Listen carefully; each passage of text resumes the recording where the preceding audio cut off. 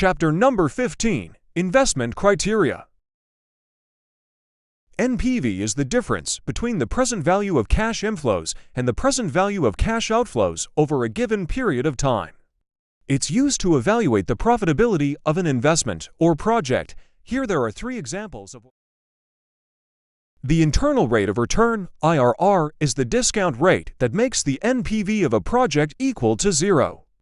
Essentially, it's the rate at which the present value of cash inflows equals the initial investment. Here there is practical example of how to got it by Excel and the way how it works with the capital recovery. NPV gives an absolute value of how much an investment will add to wealth.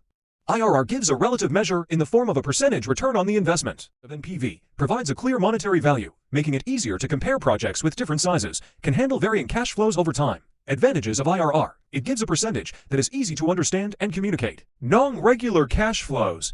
These are cash flows that alternate between positive and negative values multiple times. The problem exists when cash flows change signs multiple times.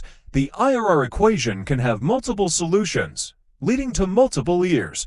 This creates ambiguity because there's no single IRR to rely on.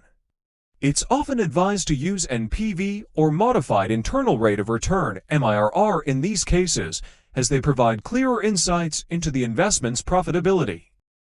This refers to considering the resource requirements, capital, time, labor, etc., involved in an investment. This is important when evaluating the feasibility of a project.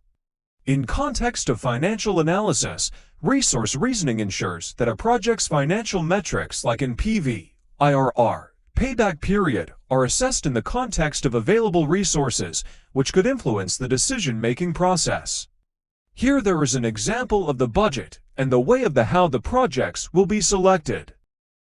There are some main aspects to take into account in cash flow development.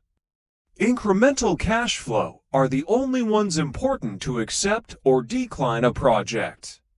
They are free cash flows, so they don't have to include the way of how it is funded.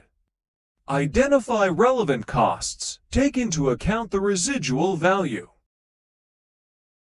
The payback period is the time it takes for the initial investment to be recovered through cash inflows. Here there are the two kinds of paybacks that are the simple and the discounted.